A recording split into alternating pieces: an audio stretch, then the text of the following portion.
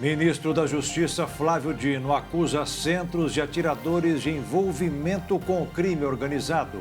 Ex-presidente dos Estados Unidos, Donald Trump, é condenado a pagar indenização por abuso sexual. Roubos de energia causaram prejuízo de R$1 bilhão à Light do Rio de Janeiro.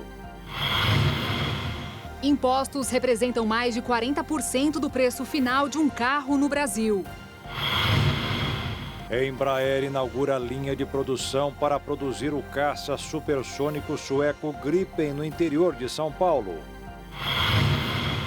Jogador do Santos é afastado do time por suspeita de participar de esquema de manipulação de jogos. Expectativa do comércio é vender R$33 bilhões em presentes para o Dia das Mães. E a ONU escolhe 3 escolas brasileiras como referência na boa alimentação de estudantes. Agora no Jornal das 22.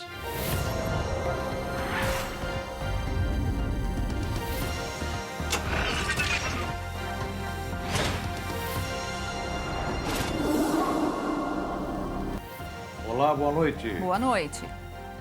Em uma sessão tumultuada, o ministro da Justiça, Flávio Dino, compareceu à audiência da Comissão de Segurança Pública do Senado e detalhou o plano de trabalho da pasta para os próximos anos. O governo federal apreendeu 114 fuzis e mais de 1.100 pistolas que estavam em posse de atiradores ou criminosos. Os dados deste ano mostram um aumento de pelo menos 10 vezes com relação às armas apreendidas em 2022. Os números foram apresentados pelo ministro da Justiça, Flávio Dino, durante a audiência na Comissão de Segurança Pública do Senado. O ministro também afirmou que o recadastramento de caçadores e atiradores foi necessário porque, segundo ele, alguns CACs estão associados ao crime. Criminosos viraram CACs e CACs também se associaram a práticas criminosas. E por isso têm ocorrido as prisões. Ou seja, infelizmente, nós temos uma zona de interseção. É claro que nós temos a imensa maioria dos CACs que não comete crimes, mas nós temos alguns CACs que estão a serviço de organizações criminosas. Ao responder aos senadores sobre como reduzir a criminalidade no país, o ministro defendeu o PRONASSE, Programa Nacional de Segurança com Cidadania, como alternativa para a redução dos homicídios. O programa foi relançado este ano e foca no atendimento dos jovens e população socialmente vulnerável, além de fortalecer políticas de acolhimento para mulheres vítimas de violência. A audiência pública, que recebeu o ministro Flávio Dino, teve o objetivo de prestar informações sobre os planos e a agenda estratégica da pasta para os próximos anos e foi convocada pelo senador Magno Malta, do PL. Essa foi a 4ª vez que o ministro da Justiça, Flávio Dino, compareceu a uma audiência no Congresso Nacional para responder os parlamentares. Segundo o ministro, 55 convocações já foram aprovadas. E, embora isso pareça perseguição, ele pretende atender a todas as convocações e prestar os devidos esclarecimentos. A reunião desta terça-feira tinha como tema central apresentar o plano de trabalho e as prioridades do Ministério da Justiça para os próximos anos. Mas outros assuntos tomaram conta do debate. Entre eles, o PL das fake news e a CPMI, que vai investigar os atos de 8 de janeiro. Logo no início da sessão, durante a fala dos senadores da oposição, houve tumulto, deboche e troca de insultos. O senhor pergunta se eu estava, se eu cheguei, é porque é uma dinâmica. Como o senhor sabe, as pessoas se deslocam. Eu não estava e me desloquei e cheguei. Então não adianta pegar trechos de entrevistas para pescar contradições inexistentes, a não ser na sua mente. Na verdade, o que acontece? Eu não estava lá. Eu fui avisado e cheguei. Aí o senhor pergunta, o presidente Lula foi avisado? Claro que foi. Quando eu cheguei, eu telefonei para ele. E eu digo na entrevista que o senhor mostrou, claro que ele já sabia. É porque em Araraquara tem televisão. Quando eu liguei ao presidente Lula, ele já tinha visto na televisão. É isso que eu quis dizer. Que o senhor cortou ali o vídeo, que eu disse, claro que o presidente Lula já sabia. Claro, porque quando eu cheguei, me desloquei, cheguei e telefonei a ele, ele tinha ligado a televisão e ele tinha visto, a exemplo do senhor e de todas as pessoas. Então, essas construções mentais que o senhor faz, muito singulares, realmente não têm suporte nos fatos. esse seu olhar criminalizador, esse seu olhar agressivo. O senhor tem se dedicado nas suas redes sociais, aí eu não posso ir na sua rede social, do Flávio eu vou, se dedicado a vídeos difamatórios, agressivos contra mim, obsessivos. É bom o senhor refletir sobre isso, porque eu sou senador da República, eu sou ministro de Estado e estou disposto a enfrentar esse debate em qualquer lugar. Não precisa o senhor ir para a porta do Ministério da Justiça fazer vídeo de internet, porque se o senhor é da SWAT, eu sou dos Vingadores. O senhor conhece Capitão América, Homem-Aranha? Então, é assim que a gente faz o debate democrático e é assim que a verdade sempre vence. Eu vim aqui, como ministro e como senador da República, para ser respeitado. Se um senador acha que pode cercear a minha palavra, se um senador diz que eu tenho que ser preso, isto é respeito? Pense bem, pense com a sua consciência, se isso aconteceu com o senhor, de alguém interpelar o senhor e dizer, eu sou uma pessoa honesta, eu sou ficha limpa, eu fui juiz, nunca fiz conluio com o Ministério Público, eu nunca tive sentença anulada. E por ser um juiz honesto, por ter sido um juiz honesto, por ter sido um governador honesto, é que eu não admito que ninguém venha dizer que eu tenho que ser preso. Isso é desrespeito. Quem tem honra age assim. E, portanto, eu repilo veementemente qualquer ofensa à minha honra. E ninguém vai me impedir de defender a minha honra. Porque quem tem honra defende. E essa é a minha veemência, essa é a minha incisividade, essa é a contundência dos justos. Um casal de negros foi agredido após supostamente tentar furtar sacos de leite em pó em um supermercado em Salvador, capital da Bahia, na última sexta-feira. O vídeo que repercutiu nas redes sociais mostra os dois encostados a uma parede enquanto são xingados e agredidos por homens que não aparecem. A mulher, que se identifica como Jamile, diz que pegou o produto para sua filha. A Polícia Civil da Bahia instaurou um inquérito para apurar o caso. A identidade dos agressores ainda está sob investigação, segundo o Grupo Carrefour, dono da rede. Em nota, a imprensa afirmou que no vídeo é possível identificar um dos agressores, que tem uma tatuagem na mão, mas disse que nenhum profissional, direto ou indireto, que atua na unidade, tem essa tatuagem. Este não é o primeiro caso de violência ou discriminação contra pessoas negras a ocorrer nas dependências do Carrefour ou de outros supermercados do país. Em 2020, João Alberto Silveira Freitas, um homem negro de 40 anos, foi espancado até a morte por seguranças em uma das filiais da empresa em Porto Alegre. Em 2019, Pedro Henrique Gonzaga, de 19 anos, foi asfixiado até a morte na frente da sua mãe por seguranças de um supermercado na Barra da Tijuca, zona oeste do Rio de Janeiro. Outro caso que foi registrado também em 2019, quando um jovem de 17 anos foi agredido no supermercado Rocói, na zona sul paulista. Ele foi amarrado, torturado e açoitado por 2 seguranças. Mais recentemente, em abril, uma professora negra denunciou ter sido vítima de racismo em uma unidade do Atacadão, que também faz parte do Grupo Carrefour, ao ter sido perseguida por um segurança enquanto fazia compras. Segundo especialistas da área de combate ao racismo, além da realidade estrutural no Brasil, a popularização dos contratos de terceirização para serviços de segurança e a falta de comunicação efetiva entre a direção das empresas e seus funcionários também colaboram para o cenário. Especialistas explicam que, mesmo se tratando de funcionários terceirizados, as empresas contratantes também têm responsabilidade legal sobre as atitudes dos funcionários, além das prestadoras de serviços. As escolas municipais de São Caetano e São Paulo, Rosana Aparecida Munhoz, Cleide Rosa Auríquio e Anacleto Campanella foram as 3 citadas como referência de boas práticas em alimentação escolar pela Organização das Nações Unidas para a Alimentação e Agricultura. Elas foram selecionadas no projeto Making School Meals Taste, ou em português, tornando as refeições escolares saborosas, que indica práticas de alimentação nutritiva, mas também atrativas aos alunos. Os cases citados pelos projetos já são praticados em escolas do mundo todo, como iniciativas sustentáveis, horta própria, criatividade nos cardápios, ambiente adequado e uso de alimentos conhecidos pelas crianças, que foram as iniciativas destacadas para inspirar outras escolas no Brasil e no mundo. Outro projeto já iniciado é a capacitação de todo o quadro de profissionais da educação para atendimentos de primeiros socorros. Os funcionários serão treinados em diversos procedimentos, como engasgo, queda, convulsões, hipoglicemia, surto psicótico, parada cardiorrespiratória, desmaio, queimadura, picada de animais peçonhentos, febre e AVC.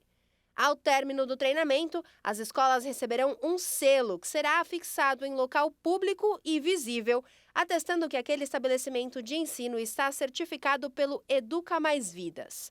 Só na rede pública serão 73 instituições.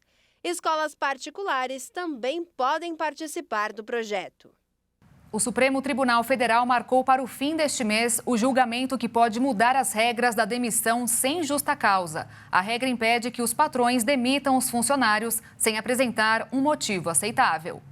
O julgamento foi marcado para os dias 19 a 25 de maio e pode mudar as regras da demissão sem justa causa. O processo, iniciado em 1997, estava parado desde outubro do ano passado, após pedido de vista do ministro Gilmar Mendes. Os ministros vão decidir se a Convenção 158 da Organização Internacional do Trabalho deve ser incorporada nas leis brasileiras. Pela Convenção, é obrigatório ao empregador, assim como no serviço público, justificar o motivo pelo qual está demitindo o empregado. De acordo com a regra, a demissão sem justa causa seria proibida, como existe no serviço público. O dono do negócio seria obrigado a manter o empregado, ainda que não se enquadre no perfil do cargo que está exercendo. Essa medida chegou a entrar em vigor no Brasil em 1996, mas alguns meses depois, o então presidente Fernando Henrique Cardoso decidiu barrá-la por meio de um decreto. Desde então, o processo tramita na Justiça. Agora o STF vai julgar se a decisão de Fernando Henrique é correta ou se a proposta que impede a demissão tem que ser votada pelo Congresso. Um ministro já votou a favor da suspensão da medida, mas outros 3 votaram contra o decreto de Fernando Henrique. Ao todo, 11 ministros compõem a corte. A Federação dos Motoristas de Aplicativos do Brasil convocou uma greve geral para a próxima segunda-feira. A expectativa é que 70% dos 2 milhões de motoristas do país suspendam as atividades por 24 horas. O objetivo será pressionar as empresas a reajustarem os valores repassados ao final de cada corrida. Desde 2015 ou 2016, dependendo da operadora, quem dirige recebe a mesma coisa. Já os passageiros sentiram que estão pagando mais. De um lado, o avanço da inteligência artificial no mercado de trabalho. Do outro, a preocupação dos trabalhadores sobre o futuro de suas funções, que mesmo neste cenário não deixariam de usar a tecnologia para melhorar suas performances e delegar tarefas. A pesquisa anual da Microsoft sobre tendências no mundo do trabalho, realizada entre fevereiro e março deste ano com 31 mil pessoas de 31 países, mostrou que cerca de 49% dos entrevistados disseram estar com medo de suas funções atuais serem substituídas por ferramentas de IA. Ao mesmo tempo, 70% disseram que delegariam a maior quantidade de trabalho possível à tecnologia para diminuir a sobrecarga de trabalho. 79% se disseram dispostos a usar a tecnologia para trabalhos analíticos e 73% para trabalhos criativos. Para a Microsoft, o débito digital, que se refere ao tempo perdido pelas empresas com falhas na implementação de tecnologia nos processos de trabalho, é uma ameaça à inovação. Neste caso, mais da metade dos entrevistados apontaram falta de tempo e energia para realizar tarefas criativas, com 3,5 vezes mais chance de ter problemas com inovação e pensamento estratégico. De fato, a pesquisa mostrou que mais da metade do tempo de trabalho é gasto com comunicação, enquanto a outra parcela é com criação. Para os entrevistados, reuniões ineficientes, falta de metas claras e número muito grande de reuniões são as principais razões para a improdutividade no trabalho, seguidos do sentimento de pouca inspiração e a dificuldade de encontrar facilmente as informações necessárias para determinadas tarefas. Já para 34% dos líderes ouvidos pela pesquisa, o aumento na produtividade dos empregados seria a consequência mais importante no uso da IA no ambiente de trabalho e para 16%, a diminuição do número de funcionários. Os tópicos mais mencionados pelos gestores se referem ao uso de inteligência artificial para auxiliar os empregados com tarefas repetitivas, mas necessárias, além de melhorar o bem-estar no ambiente corporativo. Quando perguntados sobre como imaginam um ambiente de trabalho em 2030, 33% disseram esperar que possam produzir mais com a metade do tempo utilizado hoje. Já num futuro onde a IA estaria plenamente presente no ambiente corporativo, o julgamento analítico, a flexibilidade e a inteligência emocional foram apontados como habilidades consideradas essenciais pelos profissionais. Já 82% dos líderes entrevistados apontaram que os empregados terão de apresentar novas habilidades para lidar com a chegada da inteligência artificial. O comércio deverá faturar 33 bilhões de reais no Dia das Mães deste ano. Segundo o levantamento da Confederação Nacional dos Dirigentes Lojistas, 80% dos brasileiros pretendem comprar um presente. Em São Paulo, não será diferente. Dia das Mães chegando e quem tem uma quer muito homenagear a amada. Quem que não quer ganhar, né, alguma coisa diferente, né? Nem que seja simples, uma coisa simplesinha. Mas só o fato de você lembrar e falar, não, lembraram, fui lembrada, já é muito bom, né? Segundo uma pesquisa feita pelas empresas Score Retail e Ribu, com um pouco mais de 1.100 brasileiros, o ticket médio para compras de presente para essa data, em 2023, está em no máximo R$ 250.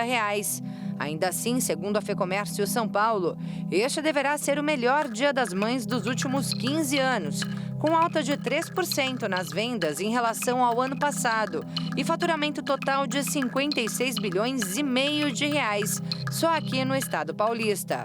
Nós não temos o dado nacional. No entanto, as condições econômicas que a gente vê no estado de São Paulo são similares a outras regiões do país, como a melhora da inflação e o crescimento do emprego, ou seja, você consegue ganhar um poder de pouco maior. E à medida que as pessoas vão ganhando um pouco mais de recurso, elas vão pagando as contas em atraso e isso vai permitindo gradativamente com que elas expandam o consumo aí no comércio varejista. Guilherme afirma que louças, panelas e eletrodomésticos saíram de moda há tempos. No Dia das Mães, elas querem mesmo os aparelhos eletrônicos. Hoje as mães querem computadores, celulares mais modernos, querem ter interatividade na internet. Então isso foi uma mudança muito positiva. No entanto, há cerca de 2 anos, a taxa de juros estava lá embaixo no país, cerca de 2%. Então você estimulou demais a compra desses produtos que nós chamamos de bens duráveis. Agora, com a taxa de juros lá em cima, próxima a 14%, dificulta muito a compra. E aí a maioria mira nas roupas, historicamente as prediletas dos filhos nessa data especial. A maioria dos consumidores ali, próximo a 50%, que devem presentear o setor de vestuário e calçados. Aqui em São Paulo, quem quer economizar corre aqui para o Brás, região central da cidade, um dos maiores polos comerciais de roupas do país. E não por acaso, a movimentação por aqui essa época é bem grande. Essa loja especializada no público feminino já celebra o aumento nas vendas. Em relação ao ano passado, a gente teve um crescimento em média de uns 5 a 6%. Tá? Isso ainda não se concluiu porque a gente ainda tem essa semana agora, né? E nossa expectativa é que a gente consiga chegar pelo menos a uns 7,5%. Se depender da Giovana, essa loja vai bater a meta. Para ela, esse é o primeiro Dia das Mães. A jovem ainda está no início da gravidez, mas já ganhou o seu presente. Que é o presente de Dia das Mães, né? Eu falei, pode deixar, então vou aproveitar para gastar bastante. Marido, então, liberou, é isso? Ele liberou. Só que nem toda mãe vai ter a mesma sorte. Para muitos filhos, a possibilidade esbarra na famosa lembrancinha. Aí o negócio é vir aqui para 25 de março, região de comércio popular de São Paulo, com opções para todos os gostos e bolsos. Deu para gastar quanto aí no presente da mamãe? desse menino lindo? É surpresa, mas uns 100, 150, um presentinho básico. Tá bom. 100, 150 dá para fazer a festa aqui, não dá não? Aqui dá. Muitas coisas, preço muito bom. Você vai aproveitar para comprar alguma coisa para tua mãe também? Sim, com certeza. Ela tá lá no Pernambuco e eu vou levar o presente dela. Por aqui tem bolsas, bijuterias, artigos de prata, óculos e várias outras peças que muitas mães gostariam de ganhar, como a da Natália. Ela gosta de maquiagem, de batom, essas coisas. Eu acho que é isso mesmo. E a Natália não é a única filha que pensou nesse tipo de presente. A maquiagem aparece em segundo lugar entre os itens mais procurados no Dia das Mães. A gente tem um setor de cosméticos bastante ativo. Os filhos querem comprar ali um produto de maquiagem, um perfume, um cosmético de maneira geral. Para gastar quanto no presente da mãe esse ano? Eu acho que... não sei. Por exemplo, se eu quiser comprar uma maquiagem para ela, algumas coisas de maquiagem, acho que R$100, né? Acho que R$100 dá para comprar. Na 25 dá sim, mas não importa o valor nem o tamanho. No Dia das Mães, muitas nem pensam em presente. O que vale? A presença. Entendeu? É a presença. Esse carinho muito bom. Feliz Dia das Mães para todas as mães do mundo.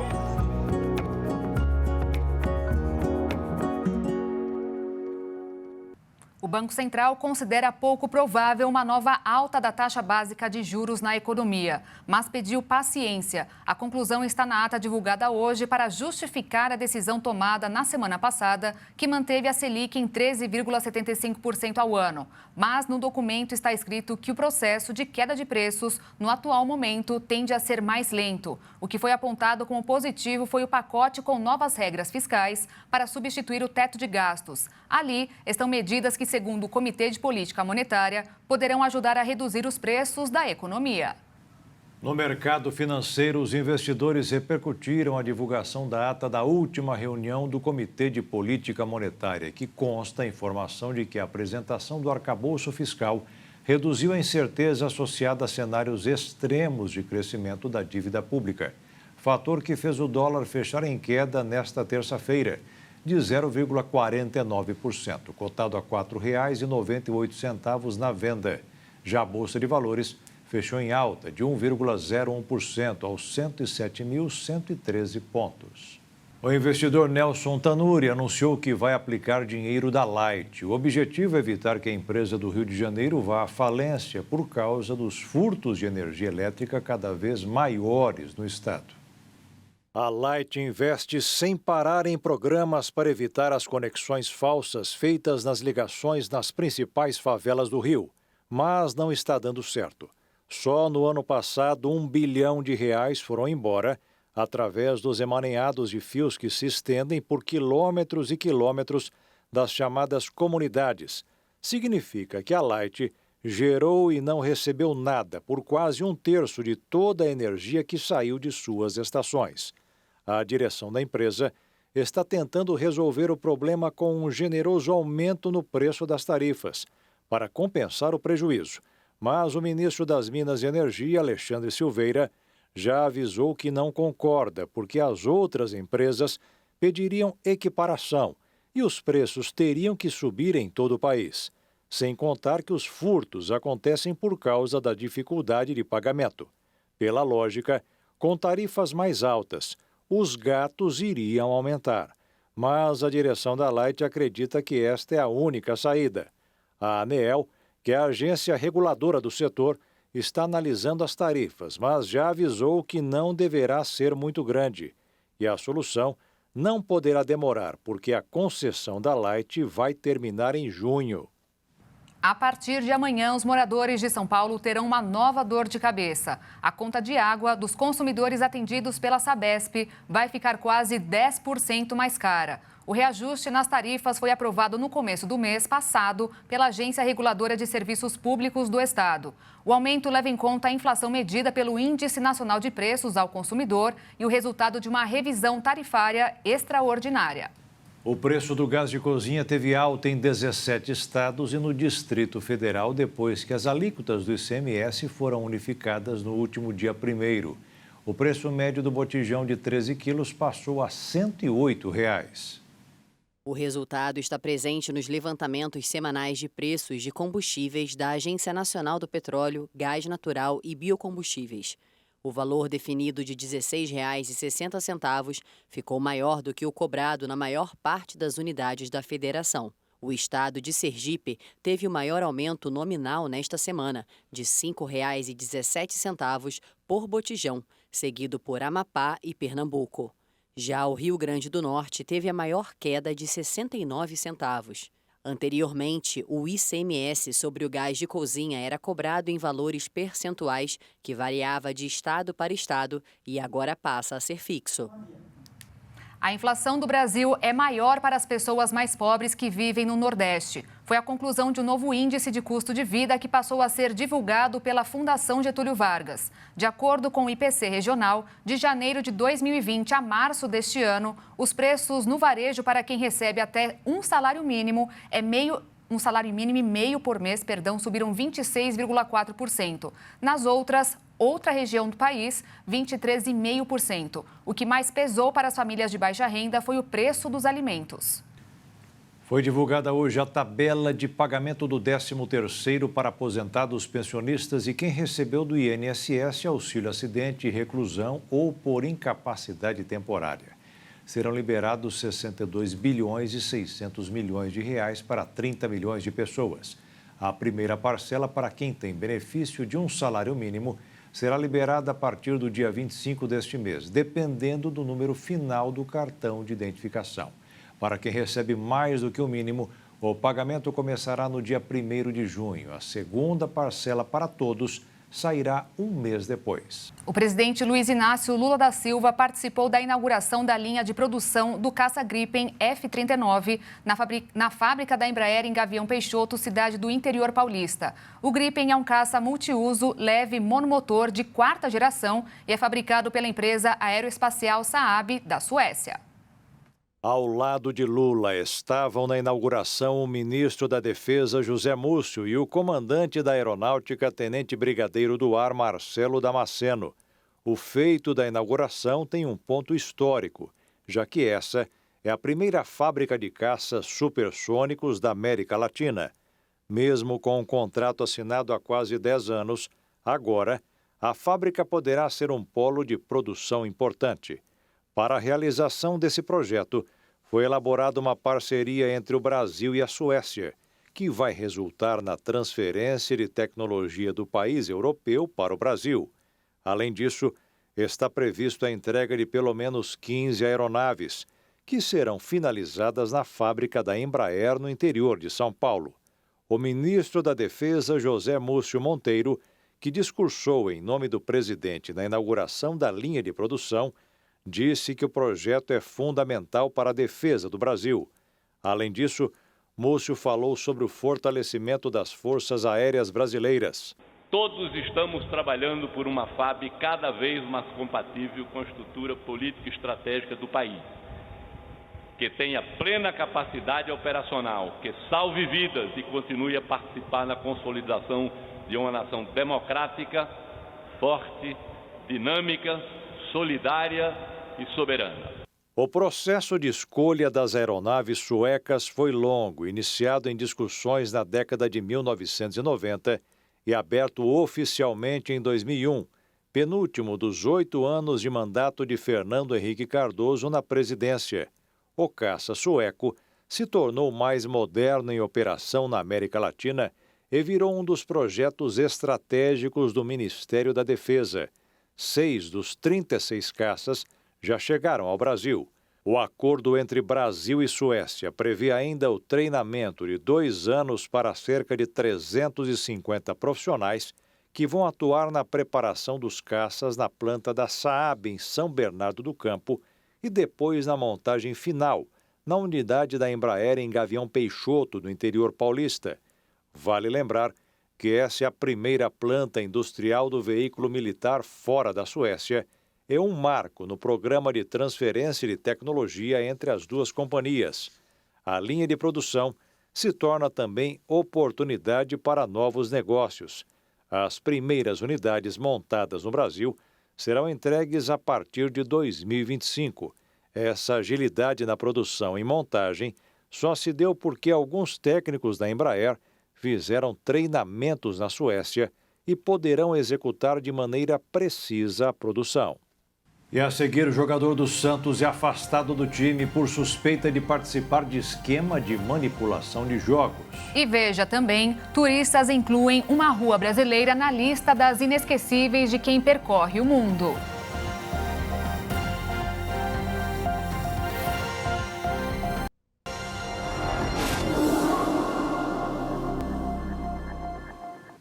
A perda do poder de compra do brasileiro pode ser medida de várias maneiras, desde a hora em que a pessoa vai até o supermercado e vê o carrinho mais vazio, até a hora em que quer um carro de verdade. Aí a situação fica bem pior.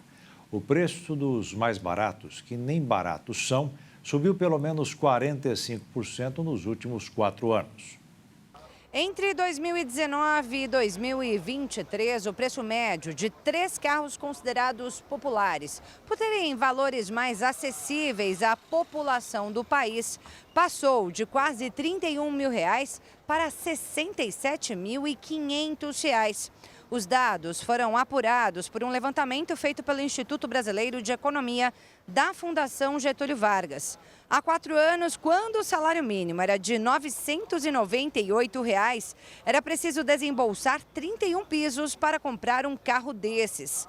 Já em janeiro de 2023, com o preço médio desses carros avaliados saltando aí de 31 para 67 mil e com salário mínimo em R$ 1.302, que era o valor que estava no começo desse ano, passou a ser necessário pagar 52 mínimos para comprar um carro que dizem ser popular.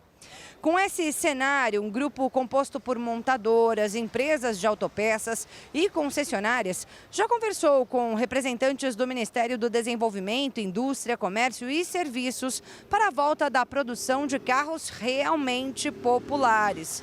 Porém, até agora, nenhuma medida foi anunciada. E aí vai ficando cada vez mais difícil comprar um carro zero aqui no Brasil, ainda que esse carro seja considerado popular.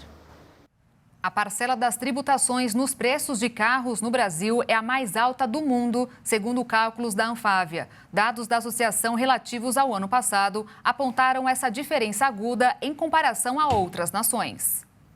A pesquisa foi realizada com 13 países e o resultado mostra que o Brasil tem o maior número de encargos sobre veículos dentre as nações pesquisadas. Segundo o levantamento, os tributos representam 42% dos preços dos automóveis no país. Só 30% dos impostos são relativos a tributos federais e 12% estaduais. Um carro de R$ 70 mil, por exemplo, custaria R$ 40.600 ou $8.100 com o câmbio atual, sem os tributos aproximando-se dos preços dos veículos no exterior. Considerando só os impostos federais, o preço cairia para R$ 49 mil ou $9.800. Em uma pesquisa com 13 países que foi realizada em 2010 para uma revista de negócio, na ocasião o Brasil tinha o preço mais caro de carro.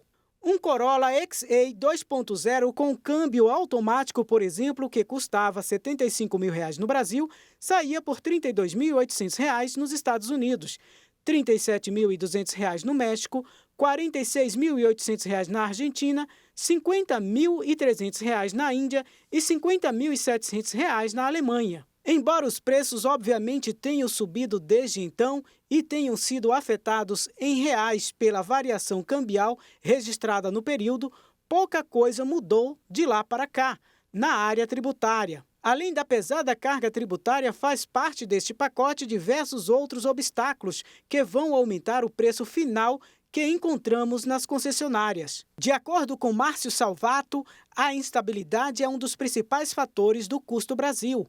Políticas monetárias e cambiais estabelecidas pelo governo sofrem mudanças ao longo do tempo, dificultando a criação de um plano de negócios para o futuro. Sem saber qual será o valor do dólar ou a taxa de juros no futuro, empresários calculam uma margem de investimentos que envolve excessos para não correr o risco de faltar recursos. Isso encarece o produto de acordo com o especialista, pois será repassado para o consumidor final para recuperar o investimento.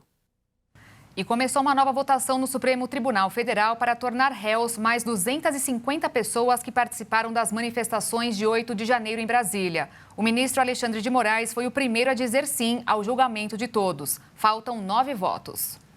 O júri de um tribunal federal em Nova York decidiu que Donald Trump foi responsável de abuso sexual e difamação na década de 1990.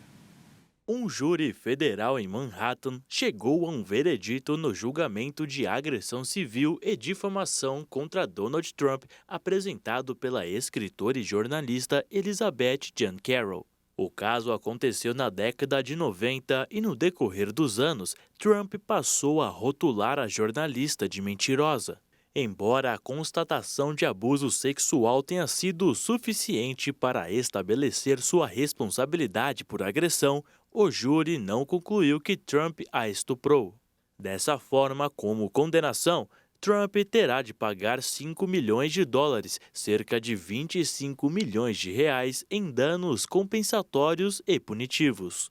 Durante o julgamento, 2 amigos de Carroll disseram que ela contou a eles sobre o suposto estupro na época. Além disso, a jornalista disse que as negações públicas de Trump destruíram sua carreira e instigaram uma campanha de assédio online cruel por parte de seus apoiadores, incluindo várias mensagens ameaçadoras e postagens nas redes sociais.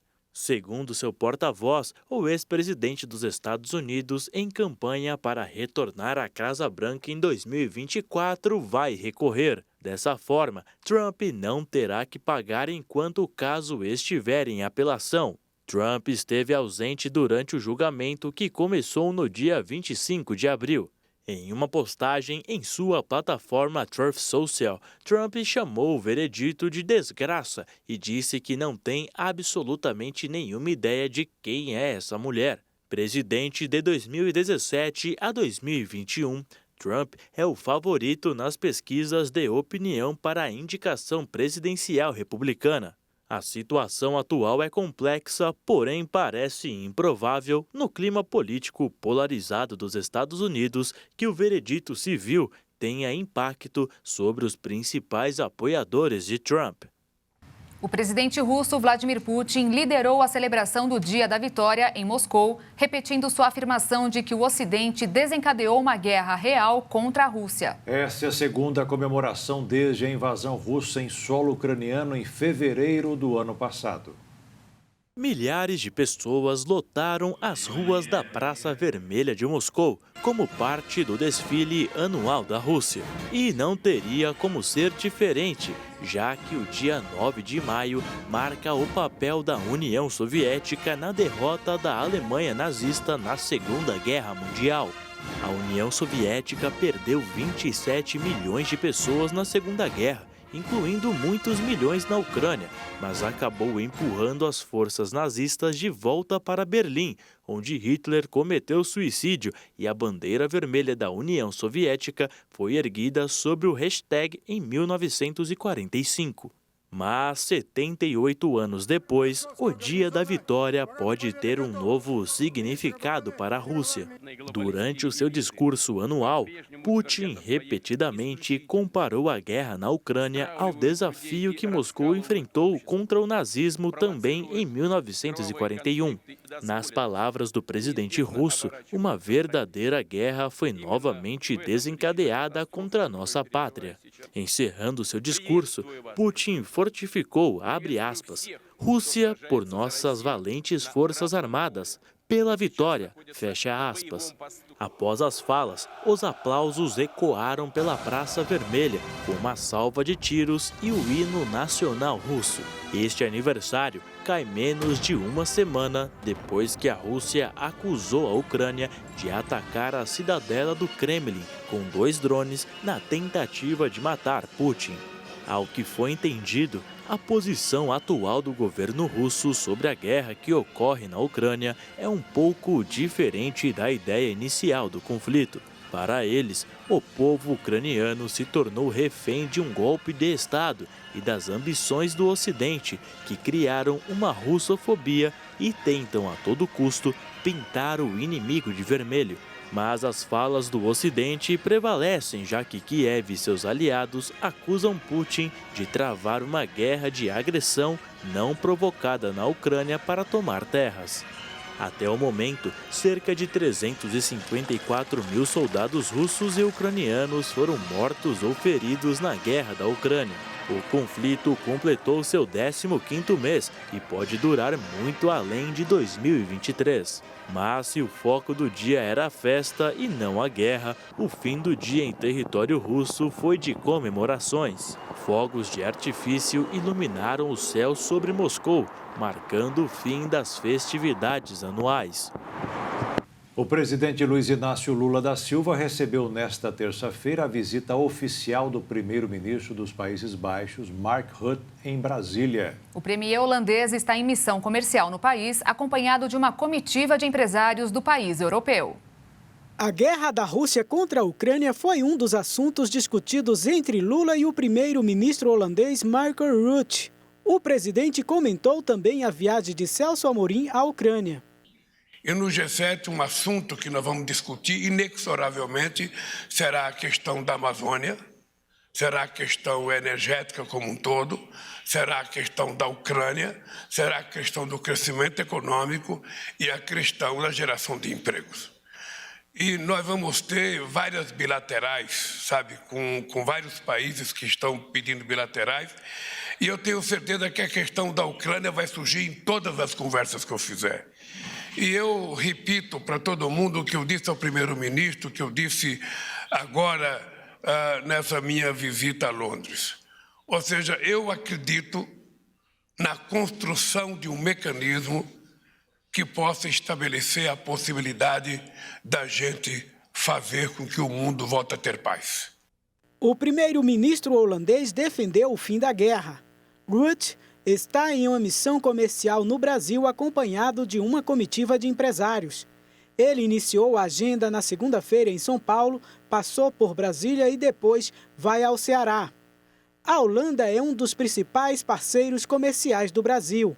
A nação é a segunda colocada entre os maiores investidores imediatos no mercado brasileiro, com estoque de cerca de 126 bilhões de dólares em 2021. No ano passado, foi o quarto país do mundo e o primeiro da Europa que mais importou produtos brasileiros, com um fluxo de 11 bilhões e 900 milhões de dólares. Também está em 21º no ranking de países que mais exportaram para o Brasil, com 2 bilhões e 750 milhões de dólares. O principal produto brasileiro de exportação foi o petróleo, com 18% do total, seguido pela soja e pelo ferro. Os combustíveis refinados respondem por 42% dos produtos holandeses importados pelo Brasil, seguidos por adubos e fertilizantes e produtos industrializados. Rita Lee, uma das maiores cantoras e compositoras da história da música brasileira, morreu no final da noite de ontem em sua casa, em São Paulo, aos 75 anos. A notícia foi confirmada na manhã de hoje em publicação nas redes sociais da cantora e de seu marido, Roberto de Carvalho. Rita Lee aprendeu a tocar bateria aos 15 anos e aos 16 anos integrou um trio vocal feminino. A partir daí, dedicou toda a sua vida à música. A vasta e diversificada carreira de Rita Lee também passou por atuações e apresentações de programas na televisão brasileira. Em 2021, Rita Lee foi diagnosticada com um câncer no pulmão. Após tratamento, foi curada da doença, mas estava em recuperação. Ela deixou o marido, 3 filhos e 2 netos. Nascida em 31 de dezembro de 1947, na cidade de São Paulo, seu pai era dentista e filho de imigrantes dos Estados Unidos, e sua mãe, uma pianista e incentivadora dos estudos em instrumento e canto com as irmãs. O corpo de Rita Lee será velado na quarta-feira no planetário do Parque Ibirapuera, com cerimônia aberta ao público das 10 horas às 17 horas da tarde. De acordo com a vontade de Rita, seu corpo será cremado. A cerimônia será particular. Eduardo Bauerman, zagueiro do Santos, é um dos investigados pelo Ministério Público de Goiás na segunda fase da Operação Penalidade Máxima, que investiga um esquema de manipulação de resultados em jogos de futebol envolvendo apostas esportivas. O fato ganhou ainda mais destaque no dia de hoje, após as conversas divulgadas entre o zagueiro Eduardo Bauerman dos Santos e um apostador que está envolvido na quadrilha investigada por manipular resultados em jogos de futebol brasileiro. Segundo o Ministério Público goiano, o jogador teria recebido R$50 mil para levar um cartão amarelo no jogo entre Santos e Avaí, na 36ª rodada do Brasileirão do ano passado, que terminou com o resultado de 1-1. Contudo, o atleta não foi advertido durante a partida. Com o impasse entre ele e o apostador, Bauerman teria que ser expulso na próxima partida contra o Botafogo. E foi, porém, após o apito final, o que não tem valor nas casas de aposta. O fato fez com que o apostador até ameaçasse o jogador de morte. O valor seria uma forma de aliciar o jogador a receber o cartão no jogo contra o Avaí. Em uma das últimas conversas com o apostador, o jogador do Santos teria que pagar R$800 mil por suposto prejuízo dos manipuladores de resultados. Sem ter sua identidade revelada, ele critica Bauerman em uma conversa por não ter cumprido com sua parte no acordo. Ainda em abril, antes de virem a público, o Santos revelou por meio de nota a tentativa de aliciamento que o jogador sofreu na partida contra o Botafogo. À época, Bauerman afirmava que havia seguido com o acordo. Mas nesta terça-feira, após as mensagens se tornarem públicas, o clube paulista afirmou que afastou Bauerman dos treinamentos com o elenco profissional. Mas, ao que parece, a situação pode ser ainda pior para o atleta. Isso porque, de acordo com o artigo 243 do Código Brasileiro de Justiça Desportiva, Bauerman pode ser suspenso e até expulso do exercício de sua profissão, caso venha a ser punido, além do pagamento de multa. A Operação Penalidade Máxima visa outros atletas e tem na mira cerca de 11 jogos. 5 de 2022 e mais 6 pelos estaduais deste ano. E com isso, novos nomes de atletas podem surgir e desmascarar a manipulação de resultados no futebol brasileiro. O Senado aprovou hoje a criação da nova Lei Geral do Esporte, que prevê multas de até R$2 milhões para violência dentro dos estádios no Brasil. O projeto, relatado pela senadora Leila do Vôlei, do PDT do Distrito Federal, tramitava no Congresso desde 2017 e teve a votação adiada por 4 vezes. Agora o texto segue para a sanção presidencial. Lula terá 15 dias para aprovar ou não o regulamento. A proposta unifica as leis ligadas ao esporte, como a Lei Pelé, o Estatuto do Torcedor e a Lei do Incentivo ao Esporte, estabilizando todas elas em uma só, com mais de 200 artigos. Uma rua de uma cidade brasileira foi selecionada entre as 6 consideradas inesquecíveis mundo afora por turistas. Para chegar a este ranking, uma plataforma levou em consideração a opinião de brasileiros na hora de escolher os destinos de viagens. Lugares que podem gerar bons posts nas mídias sociais se sobressaem de escolhas com base nas experiências que o ambiente pode proporcionar. E essa opinião é grande entre os brasileiros. 82% dos entrevistados revelaram a preferência de locais instagramáveis, a localização em si. Com isso, o Booking.com selecionou 6 ruas consideradas inesquecíveis pelos turistas. Além de Argentina, Estados Unidos, Holanda, Itália e Canadá, uma rua é do Brasil e fica em Minas Gerais, na cidade de Ouro Preto, chamada Conde de Bobadela, batizada em homenagem ao primeiro aristocrata a carregar o título, o militar português Gomes Freire de Andrade, que governou a capitania do Rio de Janeiro. A rua abriga o Museu da Inconfidência, além de também ser possível encontrar variedade de restaurantes, igreja, lojas de artesanatos e comércio. Além da cidade ouropretana, que guarda algumas das mais importantes joias arquitetônicas do Brasil Colônia e do estado de Minas, Também foram citadas as vias Duval Street, uma pequena ilha de Queen West, no estado americano da Flórida, famosa pelo pôr do sol, águas azul turquesa e influência caribenha na arquitetura.